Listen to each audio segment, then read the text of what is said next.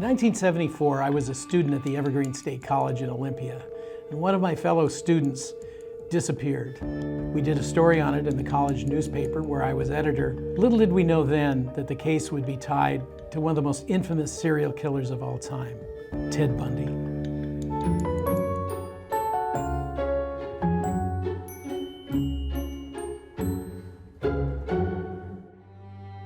The student's name was Donna Gale Manson. She left her dorm room to walk across campus and going to a concert. She never returned. Nobody thought at first it was any big deal because in the 70s, college students, women and men, could disappear for days or weeks at a time, crashing at a friend's house, going on a hitchhiking trip. But as time went on, people realized that something was amiss. Her friends noticed that she hadn't taken any money or any clothes, and police became concerned.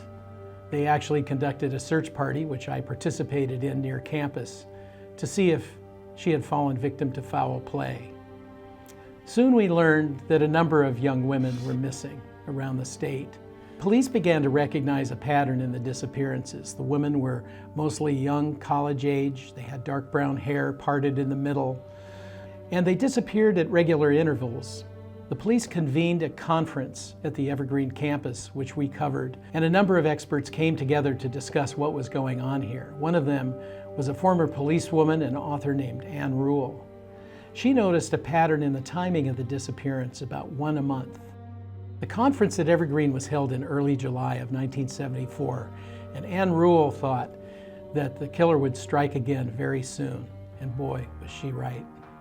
Later that month, Ann Rule's prediction proved correct. 2 women disappeared the same day at Lake Sammamish State Park.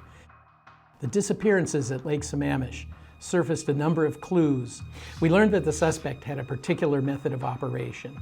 He had his arm in a sling. He asked women to come to his tan Volkswagen and help him move a boat. We learned also that his name was Ted. The disappearances appear to stop in Washington State, but a short while later, they begin in Utah, and a young man is eventually caught. His MO fits exactly that identified at Lake Sammamish. His name, Ted Bundy. He comes from Tacoma, Washington. Ted Bundy isn't stopped in Utah. He is able to escape from prison. In Colorado, he kills again. He moves on to Florida, he kills again. Many people who knew Ted Bundy couldn't believe that he was responsible for the killings. He had appeared to be an upstanding young man, a law school student. He had worked for the popular Governor Dan Evans on his campaign. He admitted to killing at least 30 women. The number may be as high as over 100. So the great mystery of Ted Bundy is, how could a person be that way and also be a notorious serial killer, a predator? There are a lot of different theories about it. Academics have looked at it. Some people have blamed the patriarchy. Some people have blamed the loose morals of the 60s and 70s. Other people believe something more simple. They believe that some people are simply evil. From a feminist perspective, some believe that Ted Bundy was the example of deep misogyny in the culture, and that as women became more liberated in the 60s and 70s, there was an acting out of that deep hatred. At the time Ted Bundy was captured in Florida, he had become a national phenomenon. He was convicted of murder and sentenced to death. Bundy is scheduled to die in Florida's electric chair tomorrow morning at 7. And it took almost a decade from the time that he was convicted to the time he actually went to the electric chair, Old Sparky, in Florida. Some people protested his death.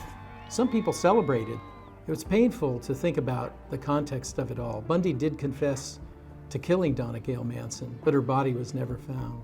The legacy of the Ted Bundy case is that we will never know why he did what he did. That is the enduring mystery